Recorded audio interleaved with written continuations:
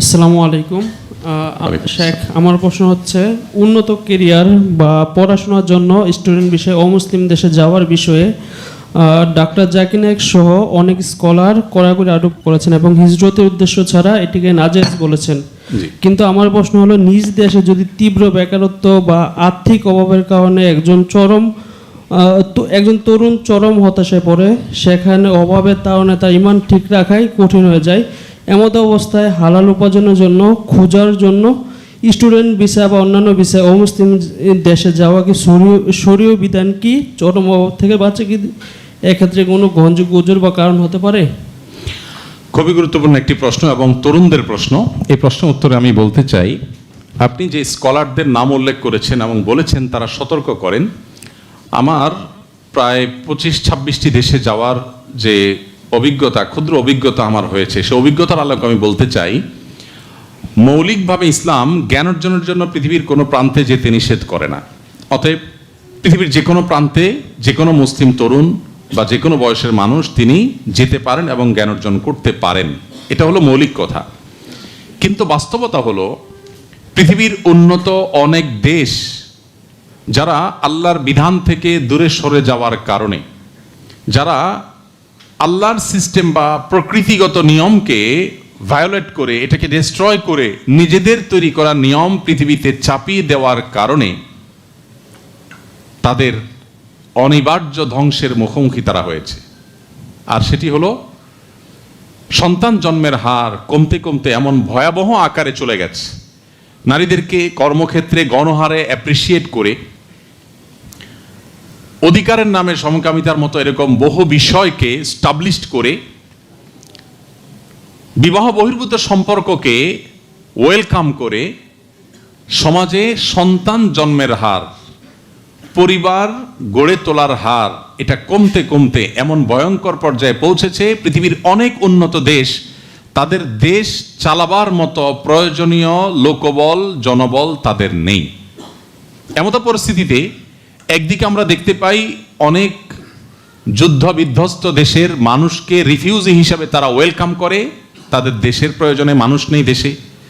আবার আমাদের মতো এরকম দরিদ্র বা গরিব, অভাবী বা পিছিয়ে পড়া বা পিছিয়ে থাকা দেশের তরুণদেরকে তারা শিক্ষা গ্রহণ করবার জন্য দুহাতে ডাকে। আমি এটার উপরে একটা ছোট্ট গবেষণা করেছিলাম। আমি লক্ষ্য করেছি ঢাকায় এমন অনেক দেশের এম্বাসি আছে, যে এম্বাসিতে আপনি কোটি কোটি টাকার মালিক, আপনি দাঁড়িয়েছেন ভিজিট ভিসার জন্য, আপনার অ্যাপ্লিকেশন রিফিউজড হতে পারে, কিন্তু যদি একজন তরুণ টকবগে যুবক মেধাবী এতটুকু নিশ্চিত হয়, তাহলে তার স্টুডেন্ট ভিসা রিফিউজ হওয়ার সম্ভাবনা খুবই কম। আপনি লক্ষ্য করুন, বাহ্যিক দৃষ্টিকোণ থেকে মনে হতে পারে যে এটা শিক্ষানুরাগ থেকে তারা করে, বাস্তবতা সম্পূর্ণ ভিন্ন। যারা এ সম্পর্কে ভালো জানেন তারা বলতে পারেন। এমনও দেশের এম্বাসি ঢাকায় আছে যারা স্টুডেন্ট ভিসা অ্যাপ্রুভ করার হার কখনো কখনো 98% পর্যন্ত ছিল। 100টা আবেদনের ভিতরে মাত্র 2টি রিফিউজ হইতো, আর 98 জনকে ভিসা দেওয়া হতো। আমি নিজে একাধিক এম্বাসিতে লক্ষ্য করেছি, তরুণরা ভিসার জন্য দাঁড়িয়েছে এবং তারা বেশিরভাগ মানুষ যদি তার মেধার স্বাক্ষর দিতে পারে, প্রমাণ করতে পারে, তাকে তারা ওয়েলকাম করে। নট অনলি দ্যাট, সেখানে যাওয়ার পর শিক্ষার্থী থাকাকালীন সময়ে চাকরি করতে চাইলে সেই সুযোগ তারা দিয়ে রাখছে। কোন রকম শিক্ষা জীবন পার করার আগেই অনেক দেশ স্ত্রীকে বা দেশ থেকে নেওয়ার সুযোগ দিচ্ছে, এবং শিক্ষার সময়টা পার করতে না করতেই তাকে নাগরিকত্ব অফার করছে এবং সুযোগ রাখছে এমনভাবে যে সে নাগরিকত্ব সহজে গ্রহণ করবে। এদের একটা উল্লেখযোগ্য অংশ আর দেশে ফিরে না।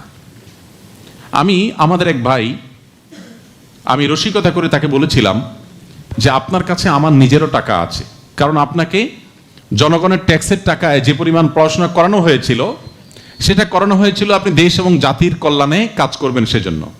আপনি নিজের কল্যাণ বিবেচনা করে বিদেশে এসে পড়াশোনা করে এখানে এস্টাবলিশড হয়ে গেছেন, পিএইচডি করেছেন, এখন এখানে একটা ভালো কোম্পানিতে জব করেন, বাচ্চা কাচ্চা নিয়ে কাজ করছেন। দেশে যে সম্পদ আছে, বাবা মা মরার অপেক্ষায় ছিলেন, যতদিন ছিল তারা বেঁচে মাঝে মধ্যে যেতেন, তারা মারা গেছেন, এখন কি করবেন? ওটা বিক্রি করে হুন্ডিতি করে টাকাটা নিয়ে এসে এখানে একটা বাড়ি কিনেছেন। তো আপনাকে যে একেবারে ক্লাস 1 থেকে নিয়ে বুয়েট বা ঢাকা মেডিকেল বা ঢাকা ইউনিভার্সিটি বিভিন্ন পর্যায় পর্যন্ত আনার পেছনে জনগণের ট্যাক্সের টাকা ব্যয় হয়েছে, এই টাকার আপনি কি ঋণ পরিশোধ করেছেন? তিনি আমাকে কোনো সদুত্তর দিতে পারেননি। এই জন্য আমি বলতে চাই এটা একটা দিক। আরেকটা দিক হলো যেটা আপনি বলেছেন, স্কলাররা বলেছেন, এই সন্তানদের কিভাবে বেঈমান করা যায়, ইসলাম বিমুখ করা যায়, তার জন্য বহু আয়োজন তারা করে রেখেছে, এত সূক্ষ্মভাবে এত কৌশলে যে সেটা বোঝা কঠিন। অনেক সন্তান আছে খুব ধার্মিক পরিবারের সন্তান, সেখানে গিয়ে ছেলে মেয়ে পড়াশোনা করতে গিয়ে হারাম সম্পর্কে জড়িয়ে মাদকে অগ্রসর হয়ে এমন পর্যায়ে চলে যায় ওই সন্তানকে বাবা মা আর ফেরত পায় না, দেশ আর ফেরত পায় না। সেই রকম ভয়ঙ্কর একটা অভিজ্ঞতার জায়গা থেকে অবশ্যই বিদেশে পড়তে যাওয়ার আগে 10 বার ভাবা উচিত যে আমি যে রিটার্ন করব, আমি যে ব্যাক করব, সেটার সম্ভাবনা কতখানি। সেই কনফিডেন্ট যদি জোরালোভাবে থাকে এবং আত্মবিশ্বাস যদি থাকে, পরিবার যদি সেরকম ব্যবস্থা রাখে, সকল যদির পজিটিভ উত্তর থাকার পর এটি জায়েজ হতে পারে। আর না হলে এটি শরিয়াত দৃষ্টিকোণ থেকে জায়েজ হবে না। বিশেষ করে যদি আমার মুসলিম আইডেন্টিটি নিয়ে টানাটানি হওয়ার আশঙ্কা থাকে, তাহলে এই শিক্ষাকে ইসলাম কখনো অ্যাপ্রিসিয়েট করে না, যে শিক্ষা মানুষের অস্তিত্বকে বিলীন করে দেয়, আইডেন্টিটি চেঞ্জ করে দেয় এবং জাহান্নামের দিকে নিয়ে যায়, সেই শিক্ষা আমাদেরকে কখনো অর্জন করতে বলে না। তাহলে খোলাসা কথা হলো, বিদেশে পড়তে গেলে কোন দেশে যাচ্ছি, সেখানকার পরিবেশটা কি, সেখানে কি আমার ঈমান আমল ঠিক থাকবে কিনা, আমি আবার ব্যাক করব কিনা, আর সেখানে এস্টাবলিশড হলেও আমার দায়িত্বশীলতার জায়গাটা আমি পূরণ করতে পারবো কিনা, এই জিনিসটা অনেক গুরুত্বপূর্ণ। আজকাল বাবা মার কাছে গল্প দেওয়াটা অনেকটা গুরুত্বপূর্ণ হয়ে উঠেছে। আমাদের সমাজটা এখন ভাবসাবের সমাজ।